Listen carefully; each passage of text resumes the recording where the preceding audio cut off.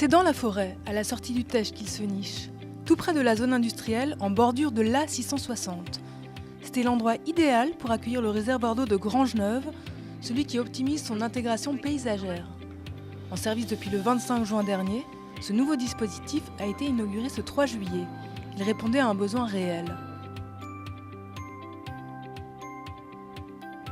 Du fait de la croissance de la population, nous avions une baisse de pression dans certains quartiers et puis une problématique d'alimentation des bords d'incendie. Nous allons desservir plus de 50% de la population avec une qualité améliorée en termes de pression et en termes de sécurité d'alimentation. S'il y a une coupure, par exemple, pendant 24 heures du réseau avec un incident, eh bien, nous pouvons continuer à alimenter en eau les Téchois. Et puis en matière de sécurité, puisque nous allons avoir une pression supérieure et par conséquent, près de 50 bornes à incendie vont être mieux desservies. Une visite des installations a été prévue pour l'événement. Après 2 ans et demi de travaux, c'était l'occasion de découvrir le local technique, sa cuve et ses 3 pompes. Leur grand atout, distribuer au réseau exactement ce dont il a besoin. Le nouveau dispositif s'adapte en permanence au débit consommé par les 1850 abonnés. 2 escaliers, entrecoupés d'une plateforme, trouvent à leur sommet un cylindre de 620 mètres cubes constituant le réservoir.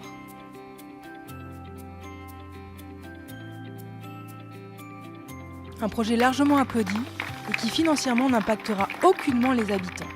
L'investissement est de 720 000 €. On a eu un petit peu plus de 200 000 € du département, ce qui est très bien.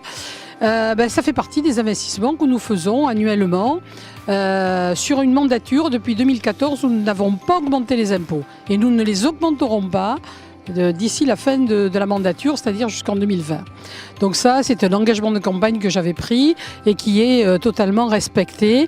Et c'est un engagement des 4 maires, pas seulement de la présidente de la COBAS.